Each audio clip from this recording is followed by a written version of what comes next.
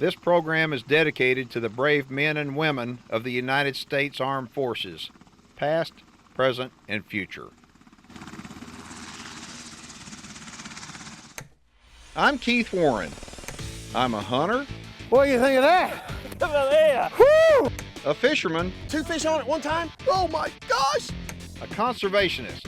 Hey, let go of that nipple. You're done. You're finished. A family man. Life is good. I love you, baby. Love you too. And I'm proud to be a deer farmer. I'm taking a road trip, and we're going behind the scenes of today's most innovative deer farmers and wildlife management operations in North America. This is Deer and Wildlife Stories.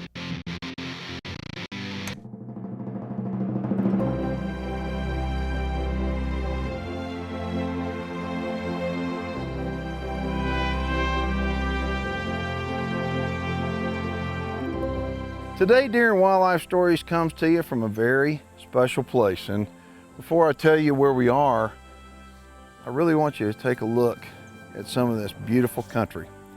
I want you to try to take a guess and see if you can figure out where we are on today's show. Could we be in Northern California? Well, some of this country looks like it could be that. Could it be Arizona? Yep, some of these pine trees look a lot like Arizona. Or Colorado. I mean, look at this, the beautiful elk. Or would it be New Mexico? Well, what do you think? Because if you picked any of those states, you'd be absolutely wrong. Today, folks, we are in the beautiful country of Mexico.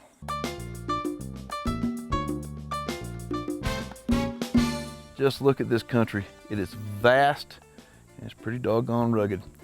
This is Rancho Bernalejo. And I may not be able to speak Spanish very good and pronounce it right, but I can promise you one thing. I know good habitat when I see it, and I know that this is one of the prettiest places I've ever been on earth. The ranch composes about 16,000 acres. If it was laid out flat, it'd be twice that size because you can see the rolling hills or mountains, the steep rock formations. Down below, you can actually see, it looks like the fairway in green back over there. Those are food plots, and the food plots are put in for the wildlife at the expense and labor and money to the landowner. And the wildlife thrives off of it. And so, although this land up here is great habitat, provides good cover for fawning for the deer and fawning for the calves of the elk, they're going to spend most of their time feeding down there on those food plots down at the bottom. And so they've got great habitat to hide and great forage down below. And the animals that live here, they got it made. I'll tell you one thing that really surprised me is how green it is. A lot of water around here. These animals, they're so lucky. With the food plots and all, it is real green. It's nothing like what I would have expected. Another thing that's nothing like I would have expected is the weather. It's cloudy, it's mountainous, and I guess that's maybe one reason why it rains a lot. It rains every day while we're here. But the weather is cool. It's so cool. It's August right now, and I'm wishing I had a jacket on. All right, here's a question for you. What would you do if you owned a piece of property that once, say 100 years ago, had great elk and deer on it, but today didn't have any on it at all, and yet your dream was to have a place that was rich in wildlife with deer and elk? What would you do? That's where I see deer farming has such a very good benefit to wildlife conservation. Due to no management plan and over-harvest, animals are now gone in lots of areas of the country and also in Mexico. And so deer farming really has its place and it's really helping bring back places the way they were, way before we were here.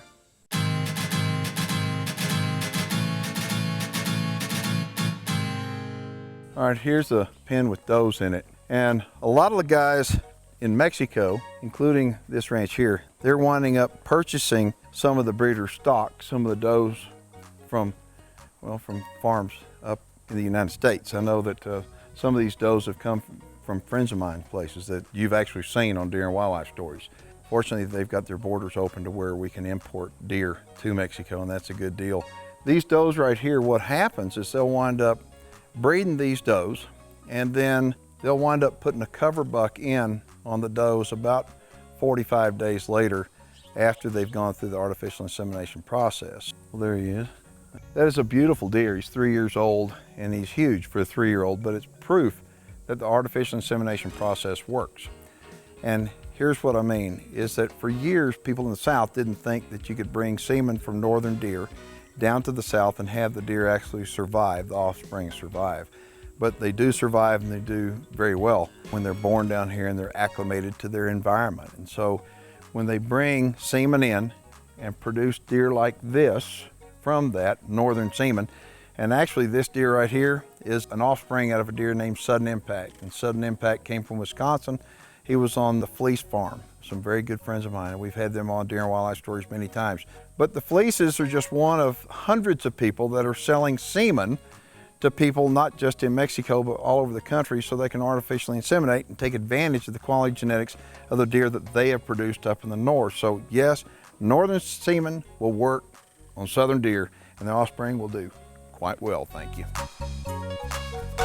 Deer and Wildlife Stories is brought to you in part by Bruton Easy Pull Trailers, Deer Guardian Misting Systems, Game Management Software, the North American Deer Farmers Association, Record Rack Deer Feeds, Whitetail Sales and Service, and Newport Labs.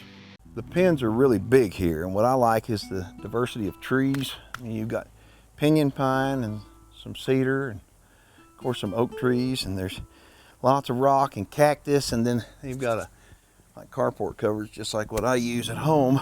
But looky here, I come all the way down to Mexico, and you know what they're feeding the deer? Record Rack. Yep, surprise, surprise. And here's a yearling pen. Now these are 1.5-year-old deer. That's what we call yearlings in the deer business. A lot of people, hunters, will call yearlings fawns. Well, fawns are fawns. Those are deer that are 6 months old. These guys are 1.5 years old, so they call these yearlings. And you can take a look at it. Some of them are really exceptional. Some of them look really, really nice. And you can tell when they grow up, they're gonna be something to be proud of. And then you look at some of them, they're really not that good. And you think, well, what happened? All of them have got great genetics, all right? Well, not just because you have great genetics is every deer going to grow into a trophy, as we all know. But when you use good genetics, you're increasing the odds of producing better deer. Now, why are some deer really exceptional looking and some deer aren't, even though they've got all good genetics, or great genetics, I should say? It could be because they got sick as a baby. It could be because it's a late-born fawn. It could be a health issue. So what happens in the deer business, what we want to do is not judge anybody too much when they're yearlings, when they're 1 year old like this with their first set of antlers. We want to wait until they have their second set on their head before we make a decision. By that time, they should tell us what they're going to do later on in life. But this is a nice pen of yearlings. My name is Israel Telles. I work from Rancho Bernalejo here in Mexico. I'm the administration manager. All right, Israel, who are these guys right here? Well, these 2 years old deers. Okay. We identified that deers because the color of ear tag. As you can see, they are wearing a pink color ear tag. So all the deers you can find here, if you see a pink ear tag, immediately you will see it is 2 years old. Okay, well that's good. That's good. Now these are nice 2-year-old bucks, and keep in mind, folks, these are deer right here. This is the quality of deer that they're raising, but this is the quality of deer that are being born outside, out in the huge ranch. But these deer right here, these are for sale, right? Yeah, it is. Everything you will see here is available to sell. Okay. And so how many of these percentage-wise do you think are out of artificial insemination? Because I know that y'all do a lot of that. Yeah, the most part of our deers are AI. In that way, we guarantee a better DNA, quality, everything. Yes, you can see actually the blood on that deer right there. They're really transitioning out right now, and the antlers are itching them, and you see the blood on him. That's pretty unusual right there. Probably in another day or two, he's going to be completely hard antlered. Yeah. Well, look at them. I mean, the deer right now, folks, it's the end of August, and it's quite breezy up here in the mountains and getting cool. And the deer are really going through a transitional time. You can look at some of them are still in the velvet. Some of them, the velvet is almost all the way off of them. You can just tell it's just that time of year that that the deer, they're just starting to change from the summer, starting to go into the fall. But this is a nice crop of 2-year-old bucks. I mean, some of them got a little bit of trash. Some of them are really nice, got some good width on them too. Yeah, as you can see, we have a different kind of types of the antlers. We have white, high, big mass. For 2 years, get a big mass is a really, really hard work to get it. Well, and the way that they're doing this, folks, is they're AIing, they're artificially inseminating. They're with the best genetics that are available out there, and most of this is coming from the United States. So take a look. Yes. That's a nice 2-year-old pen. Well, this is very, very impressive. Okay. Everything are beautiful, as you can see. They are beautiful. Okay, show me some other deer. Yeah, well, we have this deer. It's time for viewer feedback, brought to you by the Deer and Wildlife Stories YouTube channel. Dear Keith, when I purchased my ranch, I knew I wanted bigger deer, but honestly, I'm not sure how to go about doing so. I need advice on purchasing bucks and bred does, as well as my management plan. Any words of advice? Sincerely, Kevin Wade. Kevin, good question. You ought to be able to look it up and find out a local biologist that your wildlife department would recommend, or if you'd like more information, you can contact me and I'll be happy to talk to you about it. That's a great question. Got a question about deer farming or a comment about the show? I'd love to hear from you. Make sure and shoot me an email, and also watch all of our programs and outtakes as well right here on the Deer and Wildlife Stories YouTube channel. I want to talk about safety traveling to Mexico for a minute. There's a lot of people in the United States that are very fearful, and rightfully so, about traveling to Mexico, and there are some parts that I wouldn't travel to. But when you travel to a place like this, now this ranch is located about an 8-hour drive south of Monterrey. The dangerous parts in Mexico primarily are the parts that border the United States, and so I don't like to go around there either. But when you get down to the interior, you can fly right down into Leon, and they'll pick you up and bring you out here. It's about an 1.5-hour drive, and you'll get out here, and when you show up, I promise you, your jaw is going to drop because you're not going to believe how beautiful it is. And when you arrive out here, you're going to see the most magnificent resort that could ever be built, and to realize they've had to bring everything in by truck and by hand to build all this.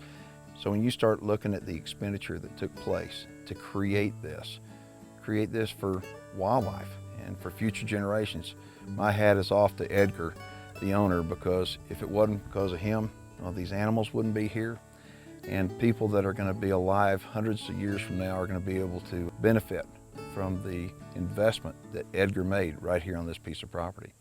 Deer and Wildlife Stories is brought to you in part by DNA Solutions and the North American Deer Registry, New Dart, Shock Effect Probiotics, and Keith Warren's Texas Hidden Springs Ranch, the best value for Texas trophy deer hunting. Honestly, I had no idea what to expect when I came down here as far as how they deer farm, but it turns out the way they deer farm here in Mexico is exactly the way we do it back in the US. Okay, so these are the 3-year-olds? Yeah, it is. Wow. Take a look at the jump between the 2-year-olds and the 3-year-olds as far as size goes. Amazing. Now these deer, some of them have holes in their ears with no tags, and some have tags. But the deer that don't have tags in their ears are going to be released on the ranch. Isn't that right, to live the rest of their life? Yeah, it is. Because when we are released these deers, it's leave the legacy on the wildlife. This is important, folks, because a lot of people don't really understand it. Every one of these deer, every one of these 3-year-olds, you look at them, they're all big. And the reason why is because they use the right genetics to breed these. But as they're out in the field, these are the deer, these genetics are going to be out in the ranch as well. Nice job. These deer are no accident. They are bred to be like this, big and beautiful. Yeah, they're stripping out, as you can see. Look at him, he's beautiful. But look at it hanging down off of him, down around his eye like that. Some people think the deer look better in the velvet, but personally, I like them better when they strip that velvet off. That drop tine. Isn't that cool? Chew that record rack up now. That deer right there is a 3-year-old out of Gladiator Elite. So it is a grandson of Gladiator. Gladiator is one of the most prolific deer in the North American Deer Registry. Well, I mean, look at this guy right here. That guy right there has got a bad attitude, doesn't he? It is. It is. You know what? This is the time of year they change their demeanor. And look at his ears are laid back. It looks like a bull. I mean, he is some kind of mad right now. Okay, well, you've got something out here that I really want to see. and it's the mule deer pen. Take me to the mule deer pen. Perfect, let's go. Okay. Doc, well, he's the gray-haired gentleman that's showing me around. He can't speak English, and my Spanish is very bad, but you know what? We get along pretty doggone good. This is something that is really special. It's special for me, and this pen right here is the first pen we've ever videotaped in over 5 years of doing deer and wildlife story shows with mule deer.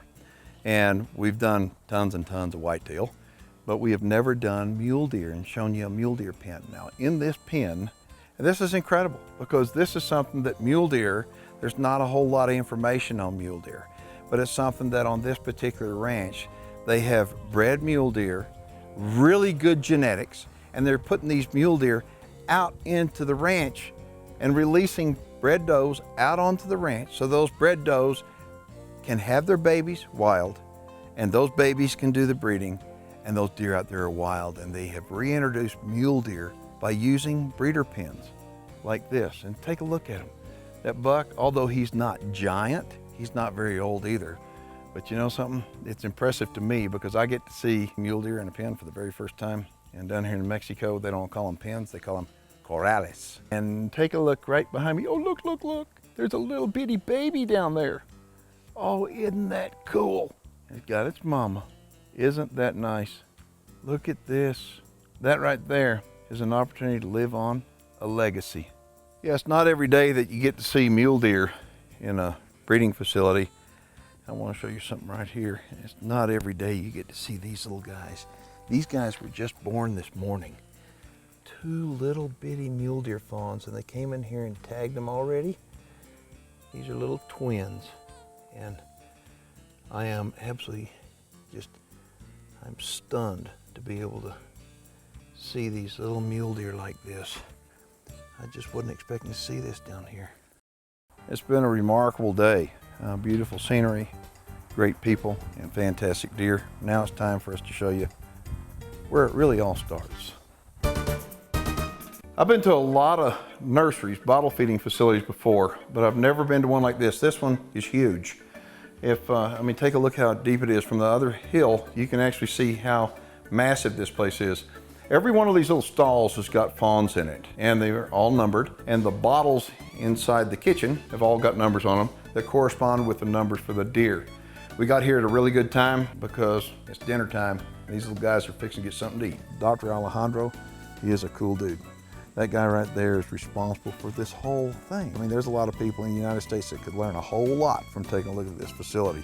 They are bottle feeding over 100 fawns, doing it 5 times a day, by the way, and doing it in about, 15 minutes. They're getting it done, and it's all because the doc here is overseeing everything.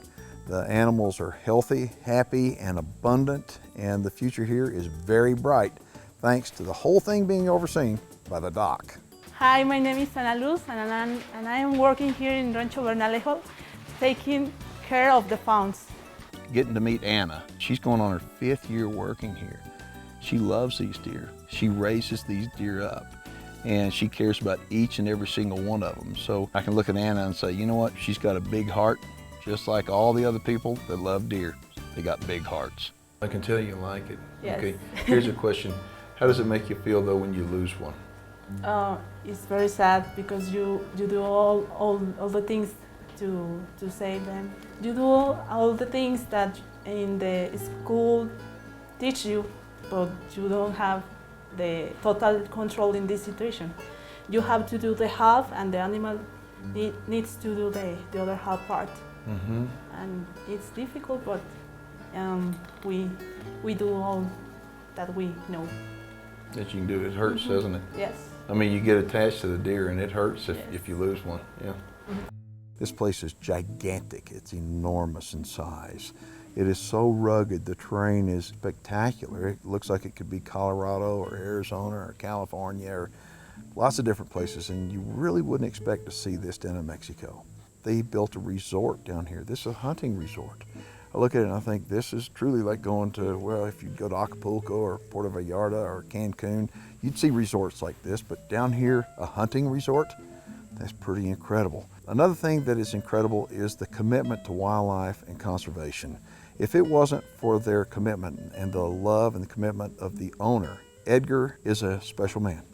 Edgar has taken this piece of property, put blood, sweat, and tears in it, and thanks to deer farming, he has been able to bring back animals that once lived here long before any of us were alive, and make the populations healthy, make it something that for future generations people will be able to enjoy. And so what was the most impressive thing for me about coming here? I guess all in all was realizing that not only do we have landowners in the United States that are willing to take their private land and develop it into a wildlife mecca for others to enjoy, but it's very refreshing to know that in other countries like Mexico, we've got guys like Edgar that make it happen here too. Obviously, we have a lot of deer farmers watching our show, but you know what? We have a fair amount of hunters watching too. And if you're a hunter, a deer hunter, a whitetail or a mule deer hunter, or heck, even an elk hunter for that matter, I can't recommend anybody more down here in Mexico than Rancho Bernalejo. I think if you give them a call, you will be pleasantly surprised. I'm Keith Warren. Thanks for watching. If you'd like to watch full episodes of our program 24/7 online in full high definition, log on to my website at deerandwildlifestories.com. There you'll find the shows, but you'll also find a lot of outtakes and behind the scenes videos as well. That's deerandwildlifestories.com. Reproductive services for deer and wildlife stories are provided by Whitetail Genetics.